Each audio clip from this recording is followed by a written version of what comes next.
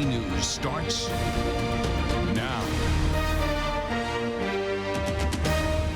Now on Queen City News at noon, week 2 of the Alec Murdaugh murder trial is underway. The testimony happening right now in the South Carolina courtroom. And protests in Charlotte. More demonstrators coming together following the death of Tyre Nichols at the hands of multiple Memphis police officers.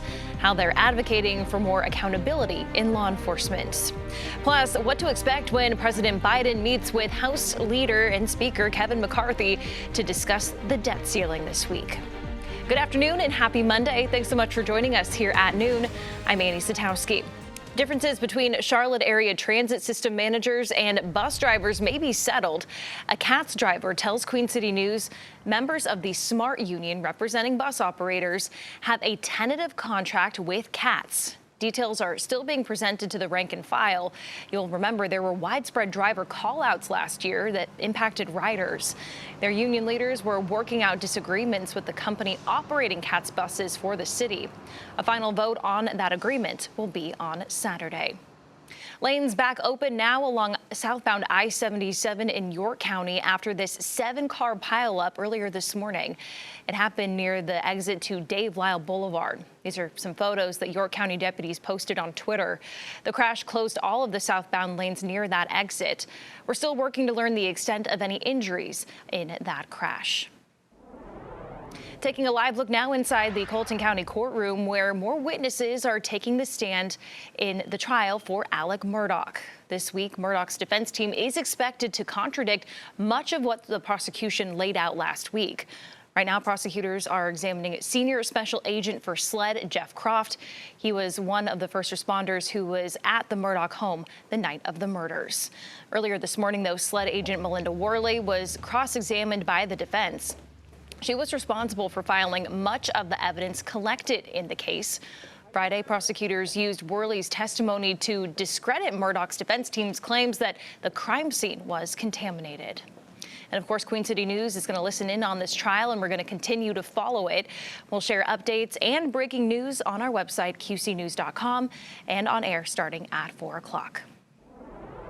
But breaking right here at noon, Memphis police announcing another officer has been relieved of duty for his involvement in the arrest and death of Tyre Nichols. Preston Hemphill is the 6th officer implicated in that deadly beating of Nichols. Police haven't said what his exact role in that incident was. You'll remember 5 other officers were fired and charged with murder in Nichols' death. They'll return to court next month. 2 Memphis fire personnel involved in the initial patient care when they responded to that scene with Nichols have also been relieved of duty. Protests over Nichols' death are prompting a national debate about police training and reform. But some experts say what happened isn't something that is easily fixed with a training course. This is not a matter of training. This is a matter of basic humanity. I don't know how you train police officers into having the moral character necessary to not commit murder on the job the way that they did. And the police unit that those officers were a part of has now been dissolved. The Memphis police chief disbanded the city's Scorpion unit, saying that it had created a cloud of dishonor. That group was composed of 3 teams of 30 officers. Its purpose was to target violent offenders in the city's high crime areas. Chief C.J. Davis says the department needs to take proactive steps in the healing process, adding that the beating shows a problem with the department's culture and lack of accountability. The whole idea was to have more visibility, be laser focused on repeat offenders, those individuals that we know are committing violent crimes in the community. You can have all of the ideal policies, but if you have a culture that doesn't have supervision, that doesn't have adherence to the policies, then you've got problems. Meanwhile, closer to home, the Tyre Nichols case has created ripple effects reaching the Carolinas. Queen City News reporter Savannah Rudisell has the local response to his death.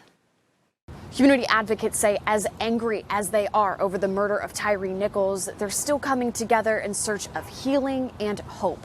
Now, there were 3 separate events just Sunday alone here in the Queen City, including a prayer worship and a candlelight vigil. The local branch of the NAACP held a march in front of the Mecklenburg County Courthouse in support of all who have lost their lives to police brutality. Community leaders say they want real change to come from this because the issue of systemic racism is still holding people back.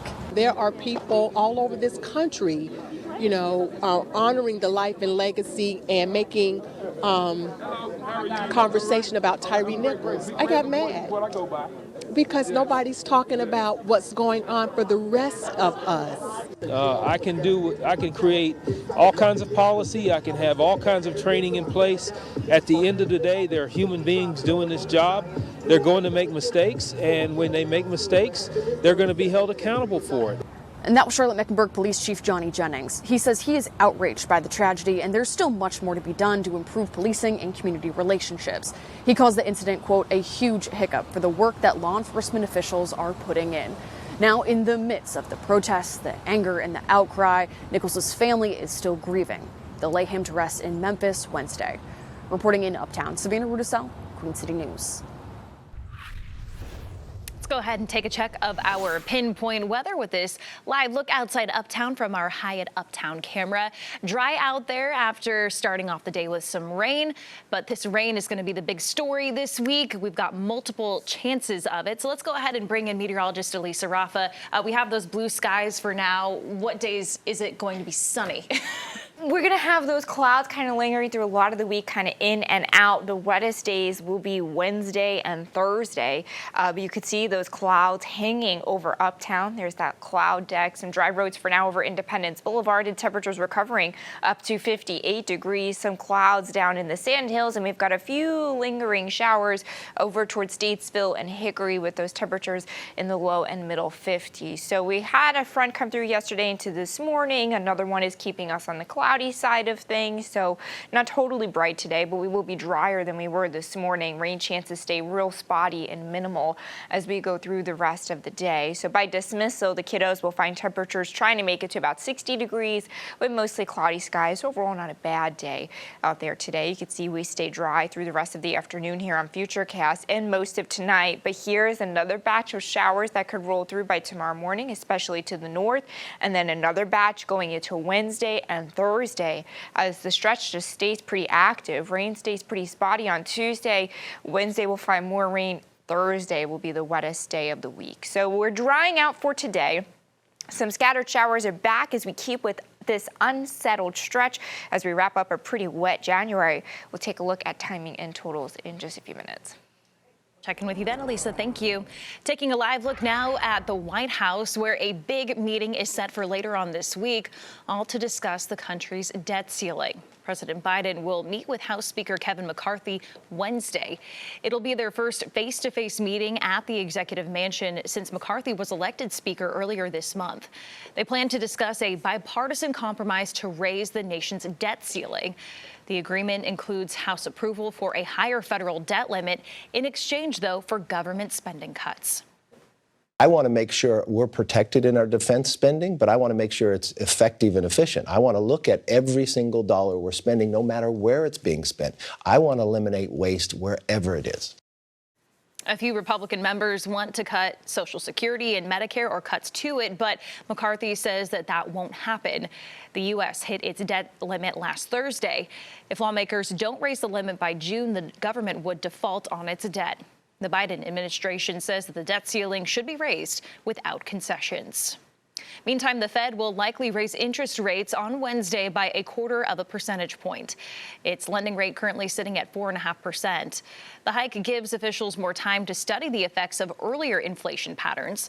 They'll also be looking closely at data being released by the Labor Department later on this week. Members of the Senate Intelligence Committee getting frustrated about the lack of information on classified documents. Senators have reportedly asked for the documents found at the homes of President Biden and former President Trump, but the DOJ says that would complicate its investigation. Intelligence Committee members say they probably already have access to those documents, but they just need to know which ones were taken. The DOJ says it is working to share what is allowed. California is still reeling from its fourth mass shooting in the state in less than a month. 7 people shot in an area north of Beverly Hills early Saturday morning. Los Angeles County Sheriff's deputies say that shooting happened outside a short-term rental home. They're looking into if a party was happening at the time. We do know that the 3 victims who died were not from the area. They were all inside a car. The other 4 people were hit outside that car. Police haven't released any suspect information, but they say that this was not a random act or an active shooter situation.